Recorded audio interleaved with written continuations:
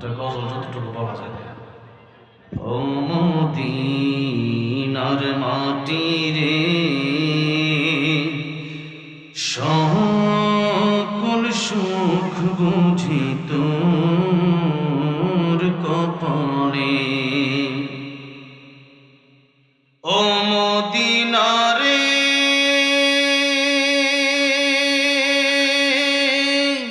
তোর বুকে আমার নবী, যার লাগি পাগল সবই, যার তরে হইল সৃষ্টি ত্রিভুবন। কাঁদি আমি সারাক্ষণে, কখন যাব সেখানে, সহে না আর পরাণে। ও মদিনার মাটি রে, সকল সুখ বুঝি তোর কপালে। ও মদিনা রে,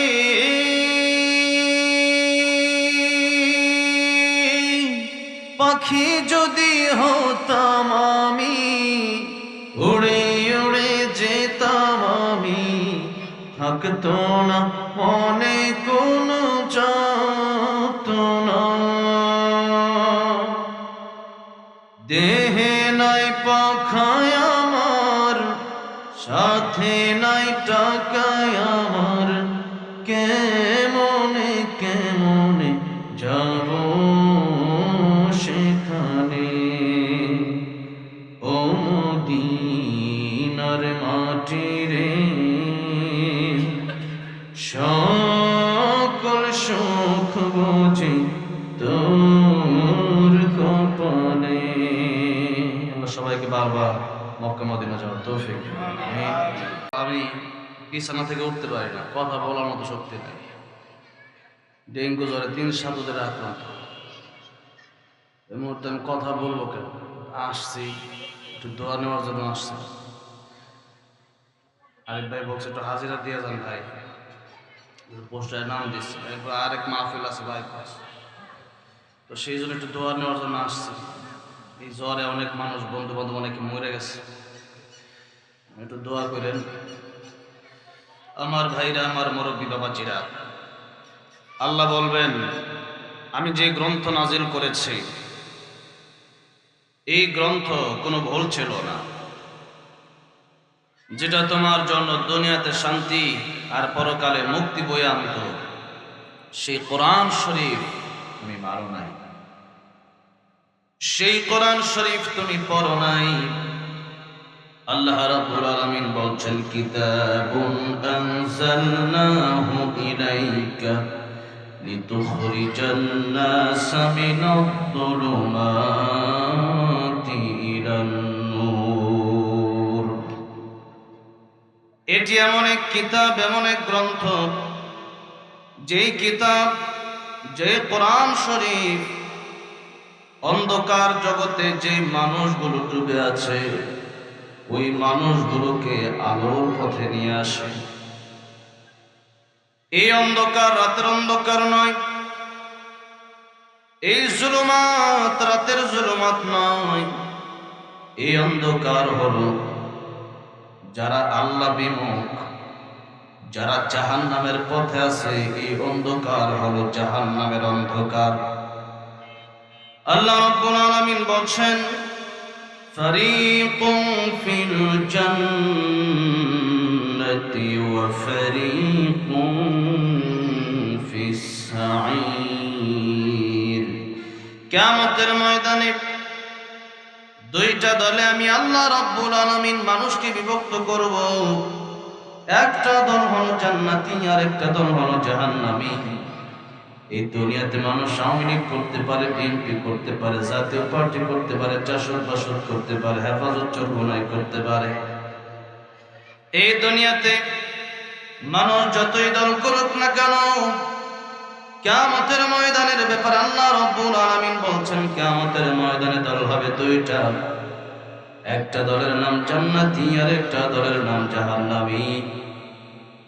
আর আলোর পথ হলো জান্নাতের পথ, অন্ধকারের পথ হলো জাহান্নামের পথ। কোরআন যারা শিখবে, কোরআন যারা মেনে নেবে, আজ থেকে ১,৫০০ বছর আগে যখন আল্লাহর কোরআন নাজিল হয়েছে, যে মানুষগুলো আগে নারী দেখলে নারীর ইজ্জত রক্ষা করবে তো দূরের কথা, বরং নারীর ইজ্জত যা লুণ্ঠন করে নিত, এই মানুষগুলোর সামনে যখন আল্লাহর কোরআনের বাণী পৌঁছায় দেওয়া হলো, এই মানুষগুলো নারী যখন দেখলো মহিলা থরথর করে কাঁপতেছে, যুবক ডাক দিয়া বলল, মা গো, আপনি থরথর করে কেন কাঁপতেছেন? মহিলা ডেকে বলল, যুবক রে, এই আরবের লোকেরা এত নিকৃষ্ট, আরবের লোকেরা নারী দেখলে নারীর উপর ঝাঁপায় পড়ে নারীর ইজ্জত নষ্ট করে দেয়। যুবক ডাক দিয়া বলল, মা, এতদিন পর্যন্ত আমিও একজন নষ্ট যুবক ছিলাম, কিন্তু আল্লাহর কোরআন আমাদের শিক্ষা দিয়েছে, এই দুনিয়াতে যেখানেই যাই না কেন, যে কাজে আমি করি না কেন, দুনিয়ার কোনো মানুষ হয়তো আমার দেখবে না, এই দুনিয়াতে হয়তো আমার কোনো সমস্যা হবে না, কিন্তু পাহাড়ের নিচে, সমুদ্রের তলদেশে, রাতের অন্ধকারে পৃথিবীর কোনো মানুষ যদি আমারে নাও দেখে, আপনার ইজ্জত যদি আমি নষ্ট করে দেই, আমার আল্লাহ রাব্বুল আলামিনের চোখকে আমি ফাঁকি দিতে পারবো না। আমি এই দুনিয়াতে গুনাহ করতে পারি, এতদিন পর্যন্ত কোরআন শিখি নাই, কোরআন বুঝি নাই, কোরআনের কাছে আমি যাই নাই, যার কারণে আমি মনে করেছিলাম মরণ হয়ে যাবে, আর মরণের পরে আমার জীবন শেষ হয়ে যাবে। কিন্তু আল্লাহ রাব্বুল আলামিন কোরআন শরীফে যে বললেন, কাইফা তাকফুরুনা বিল্লাহি ওয়া কুনতুম আমওয়াতান ফাআহইয়াকুম সুম্মা ইউমীতুকুম সুম্মা ইউহয়ীকুম সুম্মা ইলাইহি তুরজাউন। আল্লাহ রাব্বুল আলামিন বলেন, মানুষ কিভাবে আল্লাহর সাথে নাফরমানি করে, অথচ মানুষ ছিল মৃত, এই মানুষের কোনো জান ছিল না, রূহ ছিল না, মায়ের পেটের ভিতরে আল্লাহ রাব্বুল আলামিন মিন আইয়ি শাইইন খালাকাহু মিন নুতফাতিন খালাকাহু ফাকাদ্দারাহু থুম্মা আস-সাবিলা ইয়াসসারাহু থুম্মা আমাতাহু ফাআকবারাহু। মায়ের পেটের ভিতরে নাপাক পানির মাধ্যমে, নুতফার মাধ্যমে আল্লাহ রক্ত মাংস হাড্ডি সৃষ্টি করলেন, এরপরে মানুষ রূপে একটা আট আল্লাহ করলেন, এরপরে সেখানে আল্লাহ রাব্বুল আলামিন রূহ দিয়ে দিলেন। রূহ না দিলে মৃত মানুষ পৃথিবীতেও আসে। একজন মৃত মানুষ, ছোট্ট একটা বাচ্চা মায়ের গর্ভ থেকে যখন জন্ম নেয়, তখন এই মৃত বাচ্চাকে মাও জায়গা দেয় না, বাপেও জায়গা দেয় না, কারণ তার ভিতরে রূহ নাই। রূহ না থাকলে পৃথিবীতে মানুষের কোনো দাম, আল্লাহর মানুষের কোনো দাম নাই, এটা মানুষের ধরা হয় না, এটা লাশ। লাশাই কিচ্ছু নাই। রূহ যেদিন চলে যায়, ওই বুড়ি আর কেউ রাখে না। রূহ চলে গেলে এই মাহফিলের প্রধান বক্তা আমি হতে পারতাম না। রূহ চলে গেলে সভাপতি আর থাকতো না। রূহ চলে গেলে প্রধানমন্ত্রী থাকে না। রূহ চলে গেলে এমপি আর এমপি থাকে না, মন্ত্রী আর মন্ত্রী থাকে না। এই জন্যই তো মানুষের ইন্তেকালের পরে মসজিদে যখন এলান করা হয়, আব্দুর রহমান বাদ ফজর ইন্তেকাল করেছেন, আব্দুর রহিম বাদ জোহর ইন্তেকাল করেছে, ইন্তেকাল তো আরবি শব্দ, ইন্তেকালের অর্থ কি আলেমরা জানে? ইন্তেকালের অর্থ হলো এক জায়গা থেকে অন্য জায়গায় চলে যাওয়া। এক জায়গা থেকে অন্য জায়গায় চলে যাওয়া মানে আপনি প্রথমে গেলেন কবরে, ওই কবরে যাওয়ার পরে নবীজি বলেছেন একটা মানুষের লাশ যখন দাফন করে দেওয়া হয় তখন কবরের উপরে যে মানুষ জানাজা পড়ে দাফন করে যে চলে যাচ্ছে, 40 কদম যেতে যতক্ষণ সময় লাগে এতক্ষণ সময়ের ভেতরে মুনকার নাকির কবরে চলে আসে। তোমার রবকে, তোমার দিন কি? মান হাদার রাজুল আল্লাযী বুইতা ফীকুম, নবীর দেখা জিজ্ঞেস করা হবে চিনো নাকি উনি কে? এই যে 3 প্রশ্ন করা হবে, তার রূহটা আল্লাহ রাব্বুল আলামিন বের করে নিয়েছিলেন। তার রূহটা আল্লাহ রাব্বুল আলামিন আবার যখন তার ভিতরে দিয়ে দিবেন, সে কবরের ভিতরে ঘুম থেকে উঠে সে বাহিরে যে মানুষ হাঁটতেছে ওই হাঁটার আওয়াজটা পর্যন্ত শুনতে পারবে। সুতরাং এক জায়গা থেকে অন্য জায়গায় চলে যাওয়া,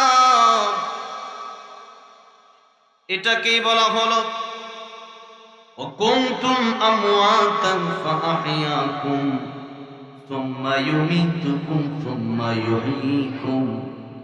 মানুষ আবারও মরবে, আবার আমি আল্লাহ জীবিত করব, এরপরে আর মানুষ মরবে না, এরপরে তার কোনো মরণ আর নাই। এই জন্য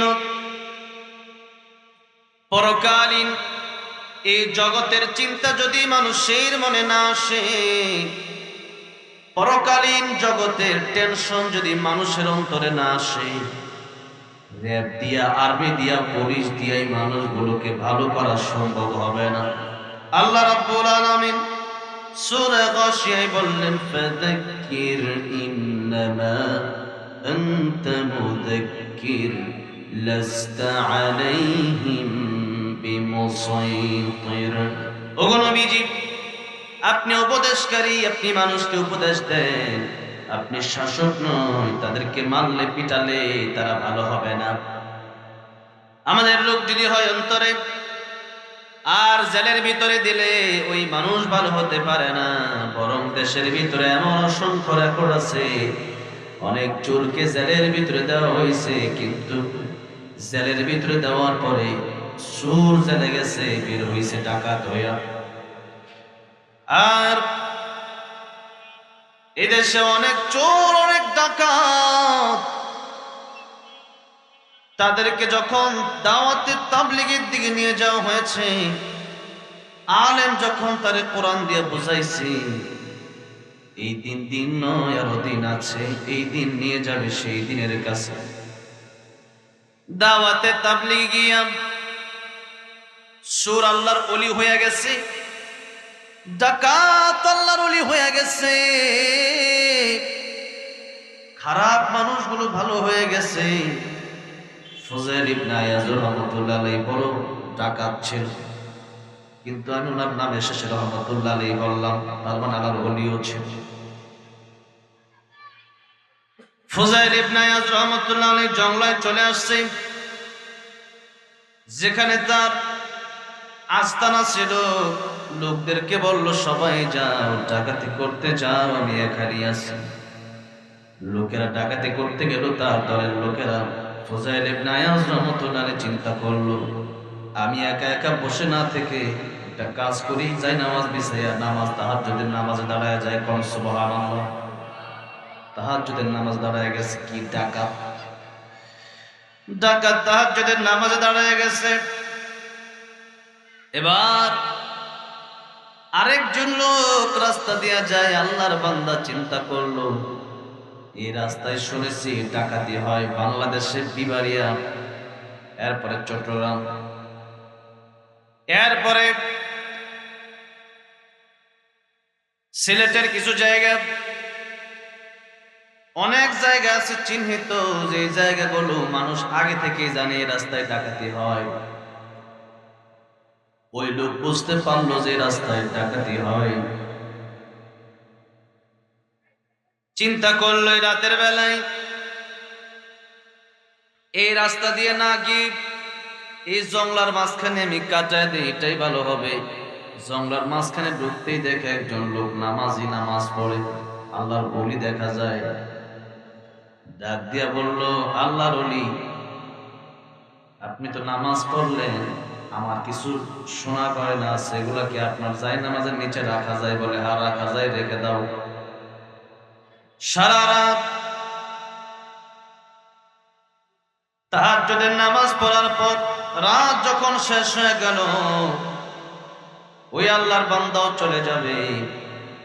আল্লাহর বান্দা তাকায় দেখে ফুজাইল ইবনে আয়াজের কাছে অন্যান্য ডাকাতেরা মানুষের মান লুণ্ঠন করে তার সামনে রাখতেছে। আল্লাহর বান্দা চিন্তা করল, আমি তো মনে হয় আজকে নিজের হাতে মুরগিটা শিয়ালের কাছে বাগি দিয়ে দিলাম। যে ডাকাতের সর্দার ফুজাইল ইবনে আয়াজ তখন চিনি নাই, নাম শুধু শুনছি। এখন আমার বোঝার বাকি না, এটাই তো ডাকাতের লিডার ফুজাইল ইবনে আয়াজ। ফুজাইল ইবনে আয়াজ রাহমাতুল্লাহ আলাইহি তার কাছ থেকে অনুমতি নিয়ে চলে যাবে। একবার চিন্তা করলো, মালামাল চাওয়ার দরকার নাই, মালের চেয়ে আমার জীবনের দাম বেশি, সম্পদের চাইতে আমার জীবনের দাম বেশি। চলে যাই, চলে যাচ্ছে। আর মাঝখানে চিন্তা করলো, একবার তো চাওয়া যায়, একবার চাইয়া দেখে দেয় কিনা। বলল, আপনার কাছে এই মালামাল গুলো আমি রেখেছিলাম, আপনাকে তো মনে করেছিলাম আল্লাহর ওলি, আমি তো জানি না আপনি যে ডাকাতের সর্দার, আমার মালামাল গুলো কি নিয়ে যাওয়া যায়? ফুজাইল ইবনে আয়াজ রাহমাতুল্লাহ আলাইহি বলল, তোমার মাল তুমি নিশ্চিন্তে নিয়ে যাও। বলেন সুবহানাল্লাহ। অন্য অন্য লোকেরা চিন্তা করলো, ডাকাতের দলের লোকেরা বলল, ও লিডার, এত মালামাল মানুষকে ছুরি ধরে মানুষকে জবান বন্দি করে এরপরে আনলাম, আর আপনার জায়নামাজের নিচে এত স্বর্ণ মুদ্রা রাখলো, এত কষ্ট করে আমরা আনলাম, ওইটা আপনি নিলেন, আর সে আপনার জায়নামাজের তলে রাখলো, এটা নিলেন না কেন? ফুজাইল ইবনে আয়াজ রাহমাতুল্লাহ আলাইহি ডাক দিয়া বলল, ডাকাতের লোকেরা, আমিও ডাকাত, তোমরাও ডাকাত, কিন্তু আজকে সারা রাত তোমরা ডাকাতি করছো, আমি তাহাজ্জুদ পড়া কাটায় দিছি। আমি তাহাজ্জুদ পড়া কাটায় দিলাম, সে ভাবছে আমি আল্লাহর ওলি। আমার গায়ে তো নবীর সুন্নাত ছিল, আমি নামাজ পড়তেছিলাম। ও আমার দলের লোকেরা, আজকে যদি তার মালামাল আমি ফেরত না দেই, সে হয়তো ভাববে অন্য অন্য নামাজিরাও মনে হয় খারাপ, না আমার কারণে অন্য অন্য নামাজিরা খারাপ হতে পারে না, মালামাল গুলো তারা দিয়ে দাও। দিয়ে দেওয়া হলো। ফুজাইল ইবনে আয়াজ রাহমাতুল্লাহ আলাইহি চলে যাচ্ছেন বাড়িতে রাতের অন্ধকারে, শেষ রাতে, গভীর রাতে। শেষ রাতে যাওয়ার সময় তার কানে আওয়াজ আসতেছে, তার বাড়ির আগে আরেক বাড়ি, যে বাড়ি থেকে একজন কোরআনের হাফেজ আয়াত তেলাওয়াত করছিল। আলাম ইয়ানি লিল্লাযীনা আমানু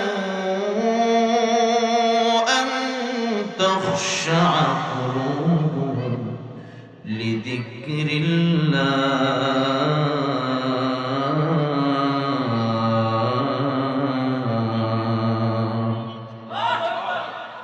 কোরআনের আয়াত যেই মাত্র তেলাওয়াত করল, তিনি তো আরবি বুঝেন, তার মানে হলো ইমানদারেরা এখনো কি সময় হয় নাই? এখনো কি সময় আসে নাই? আল্লাহরে ভয় করার সময় কি এখনো আসে নাই? এখনো কি ডাকাতি ছাড়তে মনে চায় না? আর কত ডাকাতি করবা, আর কত চুরি করবা, আর কত জিনা বিচার করবা, আর কত আল্লাহ নাফরমানি করবা? একদিন কি কবরে যেতে হবে না? আল্লাহর দরবারে কি হিসাব দিতে হবে না? এই আয়াত শোনার পরে ফুজাইল ইবনে আয়াজ রাহমাতুল্লাহ আলাইহি হাফেজ সাহেবের দরওয়াজার সামনে এসে নক করলেন। হাফেজ সাহেব দরজা খোলেন। ফুজাইল ইবনে আয়াজ রাহমাতুল্লাহ আলাইহি দেখে হাফেজ সাহেব অবাক হয়ে গেলেন।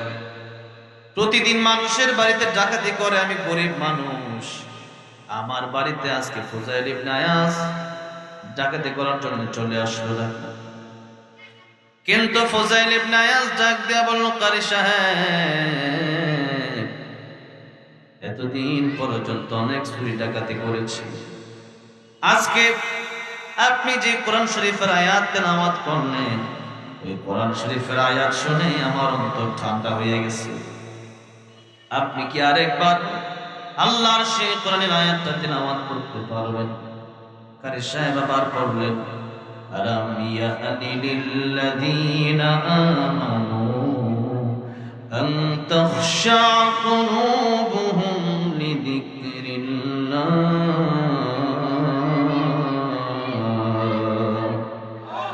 আবার যখন তেলাওয়াত করল, সারা রাত ডাকাতি করলো ফুজাইল ইবনে আয়াজ, লাল লাল দুইটা চক্ষু, কিন্তু এখন তাকায় দেখতেছে ফুজাইল ইবনে আয়াজের চোখ দিয়া দরদর করে পানি পড়া শুরু হয়ে গেছে। ফুজাইল ইবনে আয়াজ ডাক দিয়া বলল, কারি সাহেব,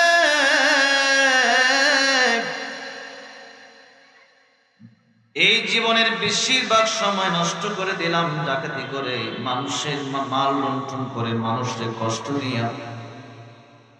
আজকে আপনি কোরআন শরীফের যে আয়াত তেলাওয়াত করলেন, আল্লাহর কোরআনের এই আয়াত শুনে আমার দিন পরিবর্তন হয়ে গেছে। আপনার হাতে আমি হাত রাখলাম আর তওবার মতো তওবা করলাম।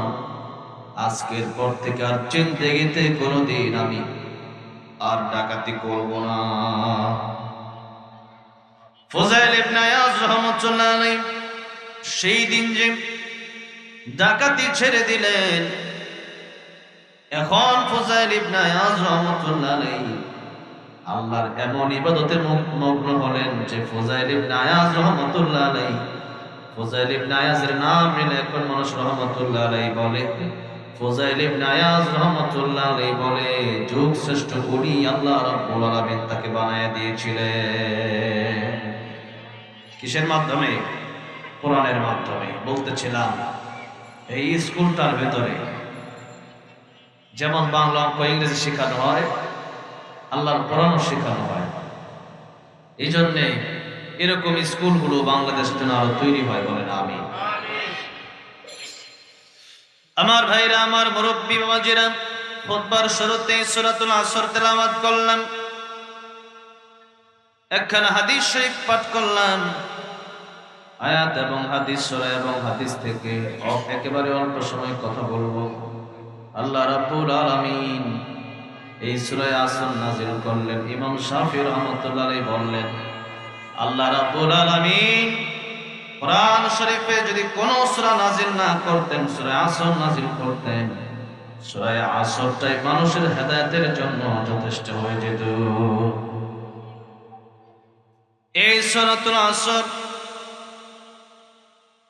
আল্লাহ রাব্বুল আলামিন নাযিল করলেন এই জন্য, আল্লাহর নবী বিশ্ব নবী রাহমাতুল লিল আলামিন যখন মানুষকে কোরআনের দাওয়াত দিলেন, মানুষ বলল, আবু জাহেল আবু লাহাব বলল, গাড়ি বাড়ি নারে যা চাও তোমার সব দেব। নবী বললেন, বাড়ি গাড়ি নারী এগুলা দিয়ে আমার কোনো দরকার নাই, আমি তো আমার এক আল্লাহরে চাই, মাল্লাহুল মাওলা ফালাহুল কুল। এগুলা দিয়ে আমি কি করব, দরকার নাই। বলা হলো, হয়ে গেছে, এক কাজ করি তাহলে, মিলে মিশে ভাগ করে নেই, ধর্ম যার যার, উৎসব সবার। আপনার ধর্মেও আমরা কিছুদিন নামাজ রোজা করব, আপনিও আমাদের ধর্মে কিছুদিন রোজা করবেন। কুল ইয়া আইয়ুহাল কাফিরুন লা আ'বুদু মা তা'বুদুন। ও কাফেররা, আমি যার ইবাদত করি তোমরা তার করো না, তোমরা যার করো আমি তার করি না। আর তোমরা যেই মূর্তির সামনে মাথা নত করে দাও।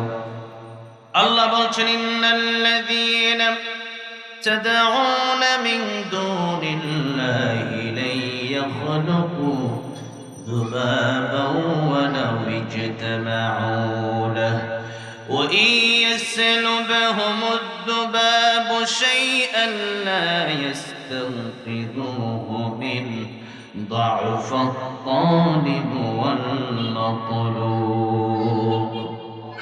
আল্লাহ বলছেন এই মূর্তিগুলো একটা মাছিও বানাতে পারে না, একটা মশাও বানাতে পারে না, বরং এই মূর্তিগুলারে এরা তো চলতেও পারে না, কথাও বলতে পারে না, এবং এমনকি একটা মাছি তার সামনে থেকে খাবার নিয়ে যায়, ওই মাছটাকে তাড়াতেও পারে না। অথচ এই মূর্তির হাত হলো 10টা, আমাদের হাত হলো 2টা। এই মূর্তিগুলা একটা মাছিও তাড়াতে পারে না, নিজে চলতে পারে না। দাউফাত তালিব, দুর্বল তো যে চায় সেও দুর্বল, আর ওয়াল মাতলুব, যার কাছে চাওয়া হয় সেও দুর্বল। অর্থাৎ মূর্তি তো দুর্বল, এমন দুর্বল, মানুষ যা দুর্বল তার চেয়ে বেশি দুর্বল হলো মূর্তি। আজান দিয়ে দিচ্ছে, এখনো টাইম হয়ে গেছে। যতটুকু আলোচনা করলাম আল্লাহ আমার করার তৌফিক দান করেন, বলেন আমিন। অনেক ওলামায়ে কেরাম আলোচনা করবেন। আমি প্রচন্ড অসুস্থ, আমার অবস্থা খুবই খারাপ, বিছানা থেকে উঠতে পারি না, সকালেও খাইতে পারি না, দুপুরেও খাইতে পারি না, কোনো খাবারই খাইতে পারতেছি না। দোয়া করবেন আল্লাহ যেন শিফায়ে কামাল আজলা দান করেন। অনেক মানুষ ডেঙ্গুতে আক্রান্ত হয়ে মারা গেছে, আমাদের অনেক পরিচিত জনরা, অনেকে অসুস্থ, আল্লাহ সবাইকে শিফা দান করেন, বলেন আমিন। অনেকেই কবর দেশে চলে গেছে, আল্লাহ সবার কবরকে জান্নাতের বাগান বানায় দেন। এই স্কুলকে আল্লাহ কবুল আর মঞ্জুর করেন। যারা স্কুল চালাচ্ছে আল্লাহ সমস্ত হাজত গায়বী খাজানকে ব্যবস্থা করে দেন। এবং হ্যাঁ, ও আচ্ছা, তাহলে আজানটা শেষ, আজান শেষ।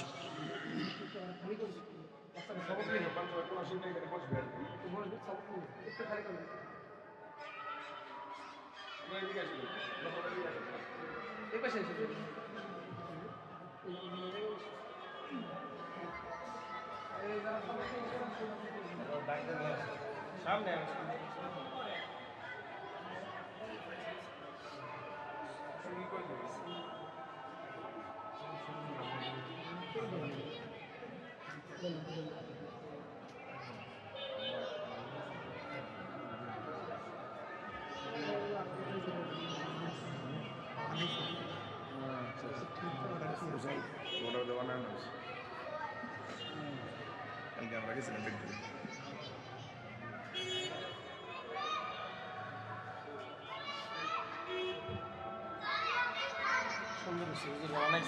স্কুলের নাম লেখা